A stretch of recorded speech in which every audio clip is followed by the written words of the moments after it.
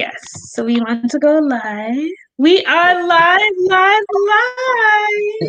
with the Black Motivation broadcast. Right here with the phenomenal, amazing, super celebrated. This man is just everything, y'all. Demond Coleman is a businessman extraordinaire, multi-level marketing king. Thank you so much for joining us. Wow, thank you for having me. For sure, for sure. So, you were a young marketing prodigy, right?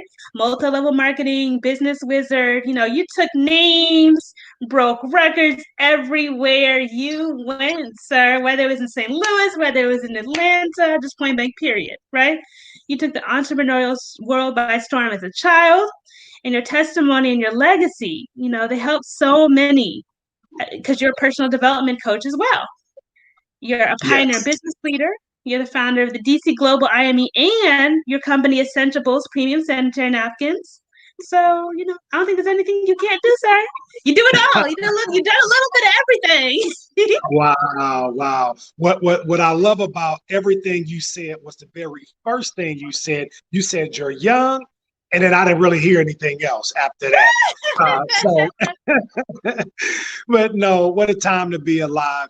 I'm extremely grateful for all of those experiences that you just shared, Ashley. I mean, as you were saying it, I'm like, really? Who, me?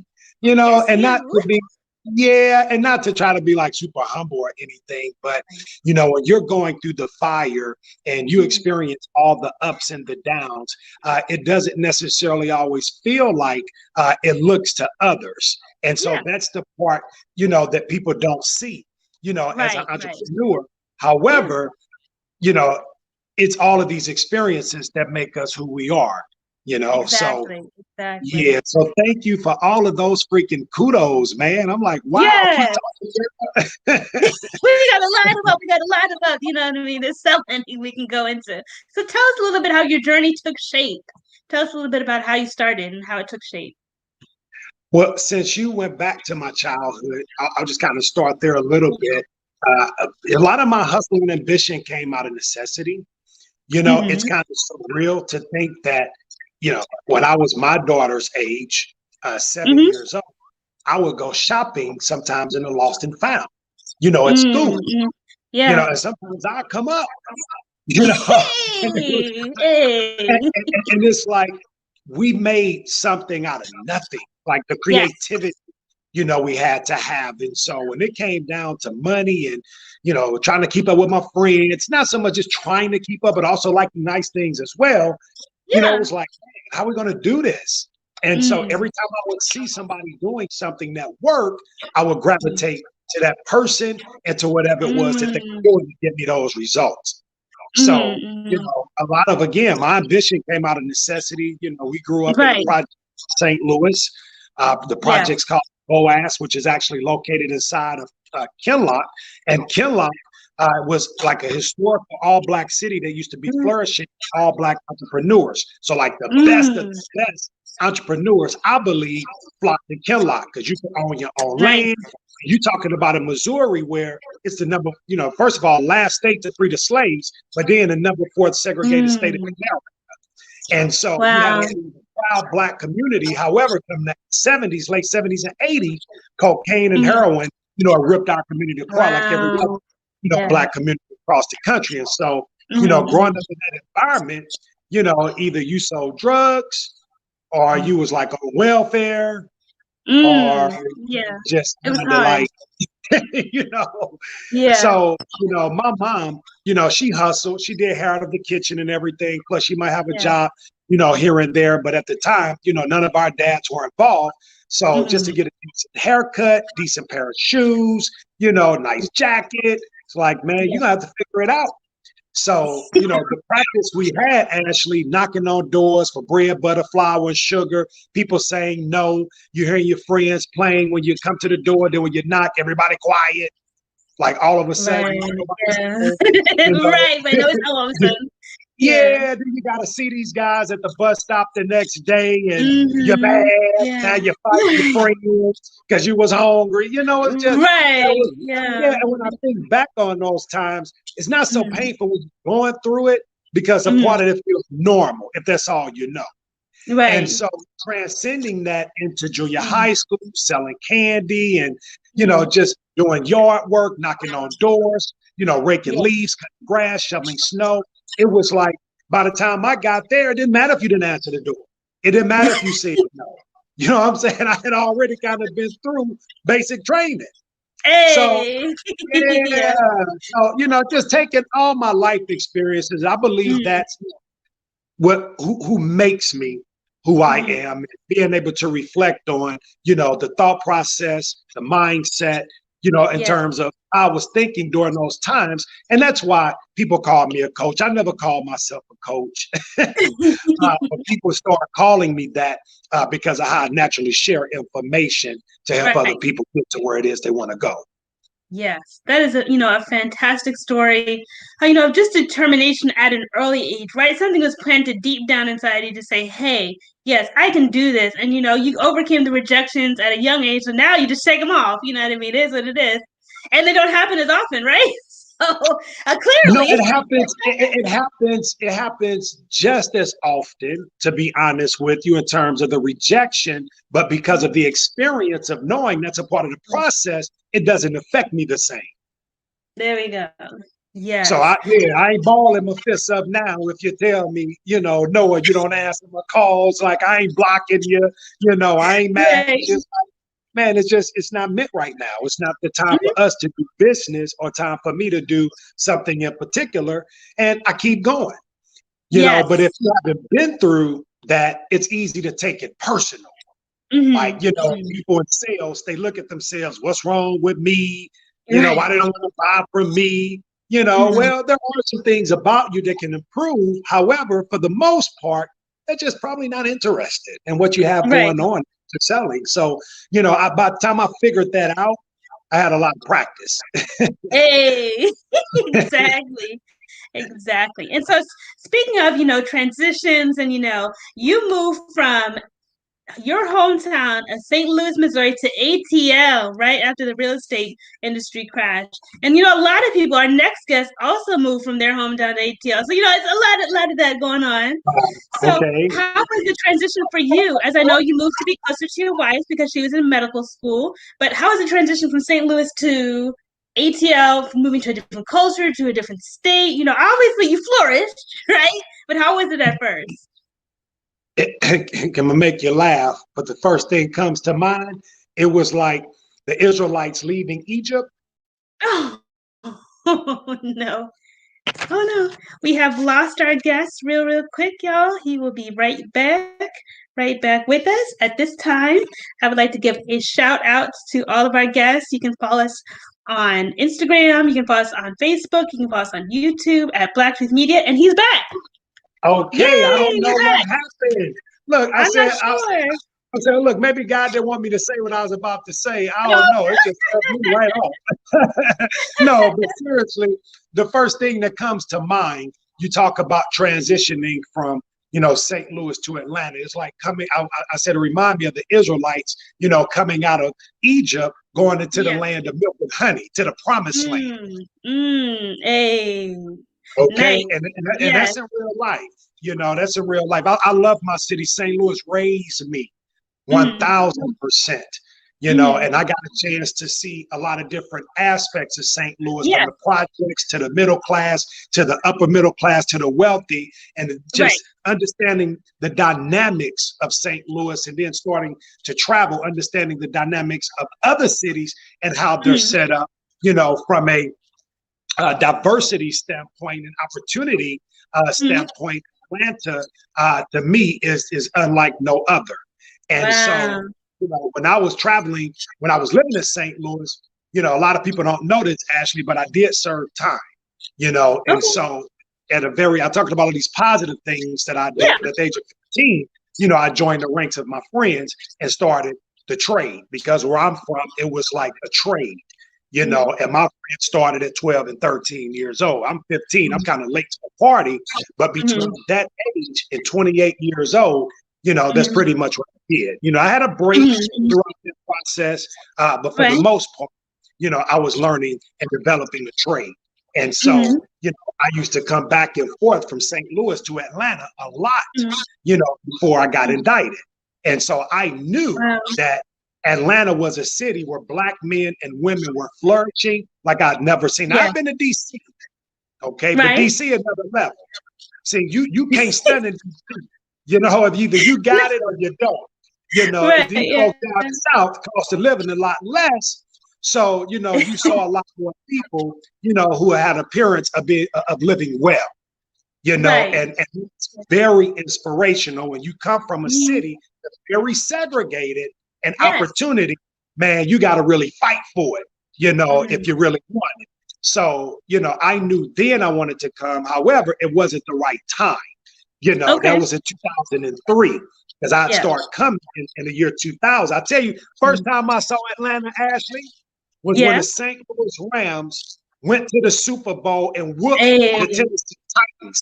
Okay, that was my first trip, and it was what's so nuts is we almost didn't come because it was a ice storm coming, and Wow. I just got a brand new Tahoe and everything, and me and my buddies, I'm like, man, we going.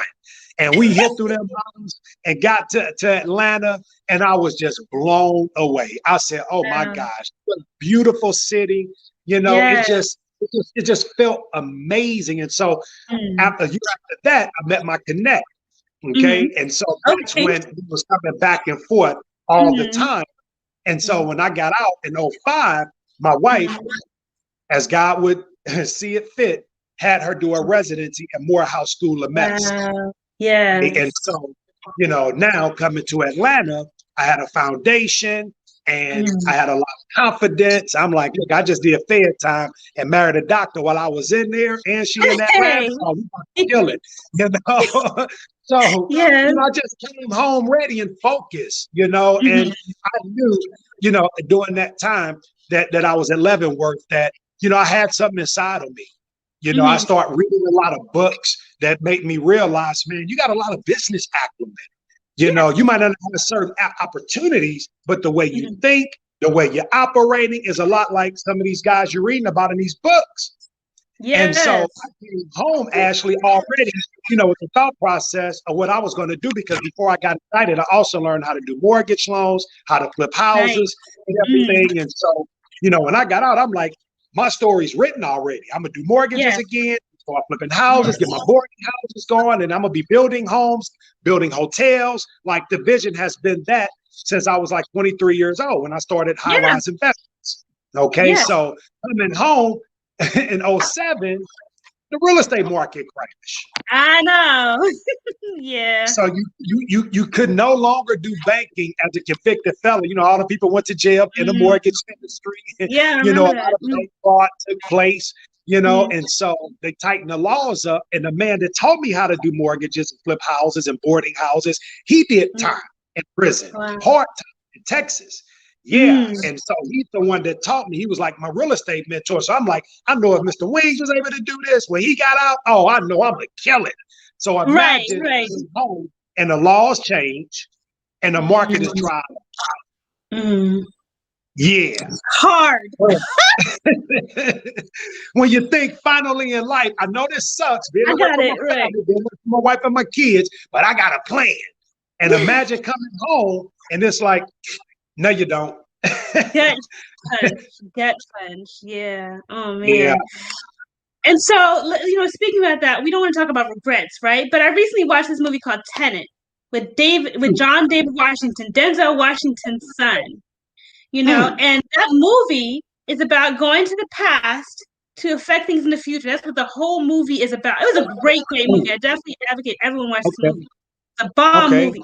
So, if you could go back in time to any point, right? What moment would you go to and why in your life? If you go back to any point, talk a little bit about that. In a motivational, like inspirational way. But what point would you go back to? Hmm. Wow. Nobody has ever asked me that. My gosh. What point would I go back to in time? I would say when I was 12 years old. Mm. At 12 years old, I joined the gang. I decided, firmly decided I wanted to have a street life. And I did everything to move in that direction. Okay. I would have liked to have had the mindset of, okay, man, if this is what you're going to do, Right. man, keep studying, keep reading, be the best student that you could be. Because honestly, I don't believe that the institution of higher learning, guarantees a future. Sometimes I wonder, man, what would that experience would have been like? Right. If you would have decided to go that path. And I don't have any regrets, but I could have did. I have friends that sold dope all through college, and it was like, I was like, man, I kind of wish I was like them, a little bit. But the truth of the matter is, I started making babies at 19 years old. And so coming out of high school, I was like, man, you got to figure it out. You ain't got time to be talking about studying. Yeah, you got to do something now. But that was an age, I made some very poor choices between the age of 12 years old and 20. And it's only by the grace of God I lived through those times. Now, they helped make me who I am. But by the time I was 12, I was, for the most part, who I am in terms of character, my faith in God, and my, belief in terms of, I could do anything I put my mind to. I just chose to put my mind on things that were detrimental. So, you're talking to a walking, talking miracle. I just scratch because we don't have so much time. But yeah. Sure. And so let's talk a little bit about advice, right? What's the best piece of advice that you have been given, and the best piece of advice you would like to share with entrepreneurs today? Don't do what I did. Don't stop working on your inner man. Like, read books that will help you develop, and particularly in the area of mindset and leadership. Not necessarily a particular field, because when you get your mind right, you're going to get anything you want to do right. And so, just doing things that are going to help you develop into a better person. And if you don't like reading, it puts you to sleep, find audios. Yep. Oh, having technical difficulties again, y'all. Real quick. This is the Black Motivation Broadcast. We are here with Demond Coleman when he comes back on. We are talking about... How do I meet? I made sure I said, cut your Wi-Fi off, boy, because it might be that Wi-Fi. So it might be this Wi-Fi going on over here. Yeah, it's okay. But no, just saying that to say, listen to audios, individuals. I mean, if you're feeling a little low, if you're doubting yourself and you need some like motivation, Les Brown is the king of motivation to me.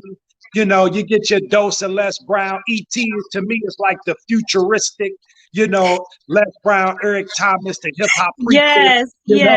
These guys will get you charged. But once you get your charge, your battery charge, and you're feeling good, now it's time to be a little more intentional in terms of being conscious of how you think.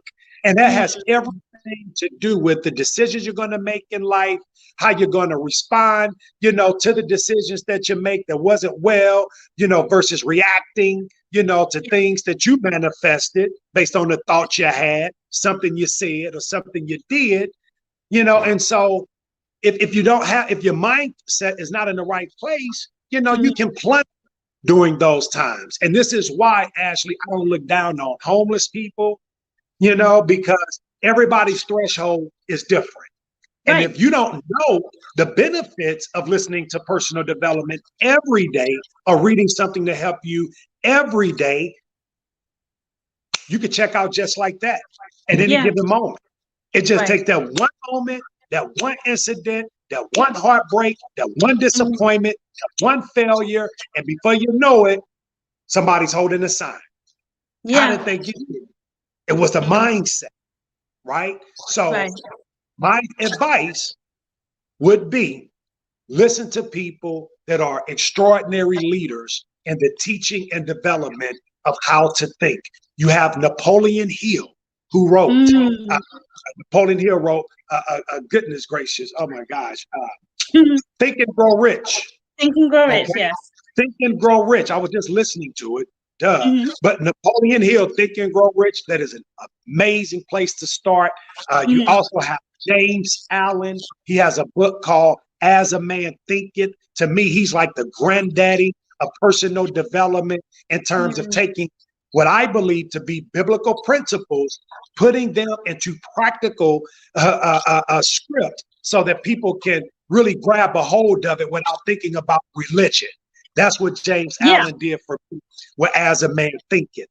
Okay. And then you have Bob Proctor. I'm studying Bob as we speak. He has a series called The Law of Vibration. That's the foundational law of the law of attraction. Okay. And that's really what the DC Global platform is about. Okay. DC Global stands for Decisions and Commitments Global. And I believe that my story and highlighting the stories of others will help people to be able to do that. The reason I believe it will is through inspiration, motivation, and education. That's the IME, DC Global. IME. So the number one goal of DC Global is to teach mindset. And I believe instead of giving people some dissertation on the science of how to attract and manifest and live a better life, share stories. You share enough stories, eventually people will hear one that they can relate to. You might not relate to my get out of jail story and, get involved in network marketing and, become this, that, and the other, whatever. However, I have somebody that, did everything the right way, got addicted to drugs, thought their life was over. And here it is now. They're living the life that most people would dream of. You have individuals, like my wife, who failed a pediatric boards 3 times, never quit. 4th time she took it, she passed it. Went through practically hell and back, trying to figure out her career. And right when it's almost at wit's end, bam, I figure it out. I'm working on my terms and I'm doing it how I want to do it. And so there's always going to be a beginning. There's always going to be challenges in the process to get to where you want to. And, that's what DC Global IME is all about. That's what the personal development is all about. The audios, the books, guys, because with that, you become unstoppable. Not because of your degree, not because of your credit, not because of your wife, not because of your husband, not because of your friends or your parents or the white man or the black man, but because of you. Any man. Because of how you. So that's what I'm about. Actually, that's what I'm passionate about. This is what I speak about practically a daily basis, because it's not the money that we're after, it's the mindset. So true. And I hear the passion in your voice, and that's what makes me excited, about interviewing you and people like you, because we are all about motivation. Obviously, this is the Black Motivation Broadcast, and your story is a true testimony, right, to the grit and determination and what it takes to be the best, right? You've got to sometimes fight incredible odds, incredible obstacles, but you are a shining example of what happens when you do that, when you say, yes, I can do it. And I just want to salute you, and applaud you and everything for what you've done. It's amazing. And so you talked a little bit about Global DC IME. Let's talk about Essentiables, the premium sanitary napkins. How did you start that business, and where did it come from? Let's talk a little bit about that briefly. I'm gonna go a little bit, but a little bit deeper in terms of the question. Sure. Because again, I want to use this interview as an opportunity to teach. And it came about, guys, because I brought it about. Hey. I have been studying how the mind works and the law of vibration and speaking affirmations. And my affirmations warrant certain people, opportunities, and circumstances to show up in my life, whether I'm qualified, have the finances, or whatever the case may be or not. It's going to happen. And so when I had somebody practically begging me to go to Asia because they wanted me to be the vice president of their company that they want to launch a division in North America, I had no intentions on being a part of that man's company. And I told him that, before he flew me to the Philippines. But before I got, but as I was getting on that flight, God said, have an open mind.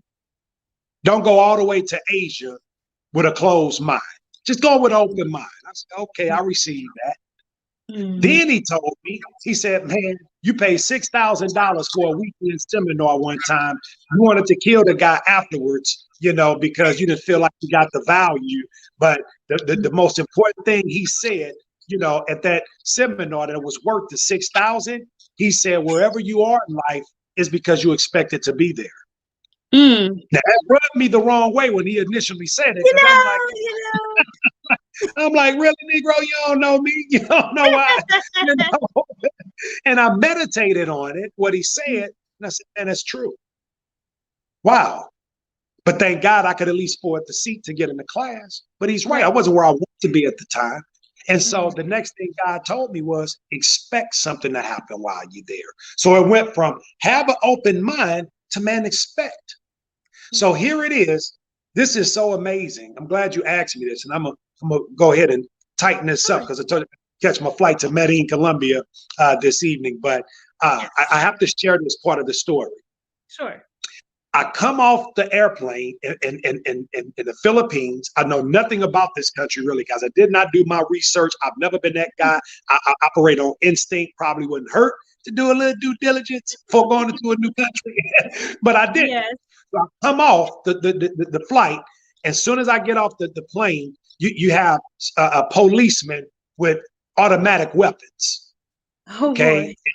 And they have dogs, and I'm like, wow, okay. I'm thinking they just want to hit a couple bags, make sure everybody cool. No, it's all throughout the airport. You come outside, it's like they got soldiers. Okay. Like and so I'm like, whoa, okay. But I see why. As soon as we leave the airport, extreme poverty. One of the most extreme cases of poverty, the worst cases of poverty I've ever seen is in the country of the Dominican Republic, Jamaica, and the Philippines. And I have to say, Philippines reigns. I've never seen anything like it in my life. Oh, I'm sorry, y'all. We are having some technical difficulties this episode, but we will be back in a moment. Thank you so much for joining us, and we're back. Okay. Yes. So I've never seen anything like it before in my life, and as we're riding through the slums, I remember the gentleman who flew me over there, him telling me how when he was a kid, he didn't have shoes.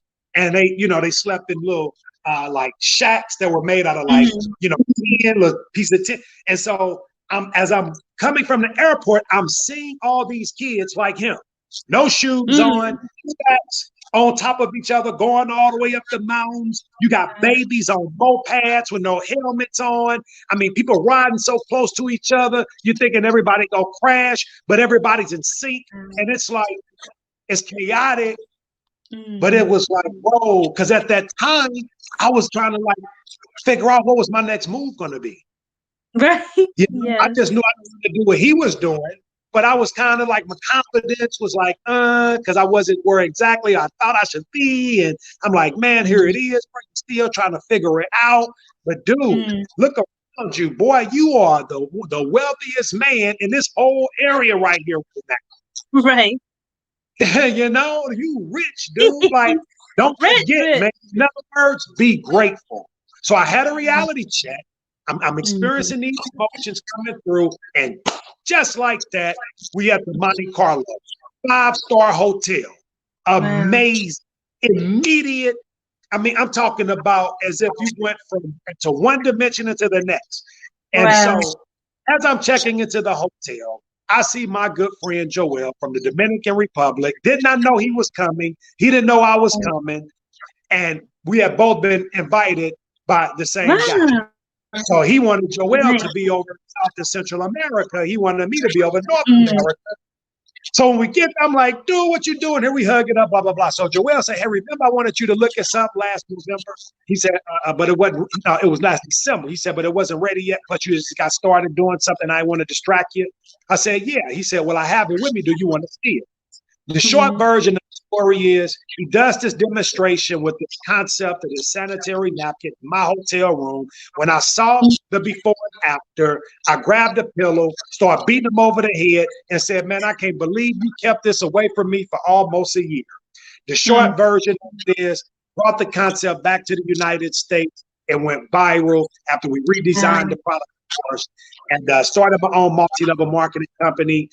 Did extremely well, except we had some incredible challenges with some interesting individuals. And, it was another one of those milestones, that developed another level of character, leadership, determination, and drive. And so after going through a whole bunch of trials and errors and a whole bunch of other things, I ended up with ownership of that product called Cherish Premium Sanitary Napkin. And we started off as an MLM. The short version of it is I am discontinuing Cherish.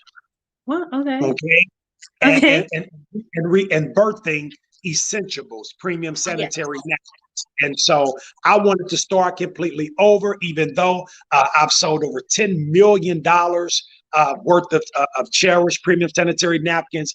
It is a very popular product. There are a lot of people have said, you know what? I'm going to start with a clean slate. I'm going to start with some energy. Now that I have the vision, now that I have the lessons, and the capital, we're about to make history. And so Essentials Premium Sanitary Napkin, guys, is an all-natural sanitary napkin for women during that special time of the month. However, Essentials are free of chlorine and those toxins that have been causing a lot of women challenges and young girls for decades, okay, because of the manufacturing practices of these tampons and sanitary napkins that you guys buy and never knew anything about. It's like I didn't look into, the terrain of the Philippines, the economic situation and the government and all of that no more than you guys say, hey, I wonder, what's inside of these tampons. I wonder what's inside of these sanitary napkins. All you know is, hey, I need to use them because I don't have a choice. And so after being educated by one of my business partners, engineer, Joel, who designed the product, it was mind-blowing. And so I was excited to bring the product back from an entrepreneurial standpoint, but I was also excited to bring the concept back because I said, wow, how many of our women don't know? So we launched an awareness campaign called Now We Know. It went viral in terms of educating men, women, and children on the harmful effects of today's tampons and sanitary napkins. And we're not saying that we manufacture a perfect product, but it is 95% better than just about anything you can find on the shelves. Not only is it a non-toxic product, but it is a super absorbent as well. And so women are not only staying comfortable because of the cotton that it's made out of, but they're also staying dry. And what we found out, Ashley, these focus groups that we have had from coast to coast and even across the world is that women would do just about anything to be comfortable and dry during that special time of the month. And if they can do it safely without the toxins and the chemicals, you got a home run. And that's exactly what we. So extremely true. So tell everybody on this live, watching the replay, thank you so much for joining us. How can we find and follow you and find this product on social media and the web? Now, I know my marketing team is going to kick my butt, but that's okay. And it won't be the first butt kicking I've taken. But I'm going to give the website, guys. The website is not launching until May. All right. Okay. But I'm going to give you the website because this video will air probably several times somewhere. And I want you guys to be able to find Essentials on shopessentials.com. That's shopessentials.com. And you guys can find me on Instagram under Demond Coleman, and that's DemondColeman. Hey, so exciting. Thank you so much for joining us, Demond. This has been an awesome episode. So before we let you go, we have one last question. What words of motivation would you like to leave our audience with on this week's episode? Keep going, meaning don't ever quit. Don't stop. No matter what it looks like, you are closer than you ever been, even if it feels like you are further away than when you got started. Don't stop. Keep going. Number 2, keep growing. Work on you every day. If you got to listen to audio, you can plug it to your Bluetooth, on YouTube. You can put in Bob Proctor, Earl Nightingale, Jim Rohn. You could put in, Les Brown, 15, 20 minutes on your ride or drive to work. Feed your mind. You listen to the word of God. You have biblical scriptures on audio, whatever your religious beliefs may be to make you better. Then, guys, my point is listen to something to Yes. empower you. Okay, I'm old Jesus, so I listen to some old Bible, audios. But number three is keep sowing. So give no matter what. Okay, it doesn't matter if you have just a little bit. Find something out of that little bit to give someone else, whether it's your money, whether it's your time, whether it's a pair of shoes you haven't worn, whether it's a whatever, a ride to work. God, sow seeds as often as you can. You follow these three principles, guys. Keep going, okay? Keep growing and keep sowing. DC Global, guys. Thank you so much for having me, Miss Ashley. Truly was an honor and pleasure to be here. It's been an honor and a pleasure. And truly to sit down with you and have you share your journey, you share your lessons. This has been an honor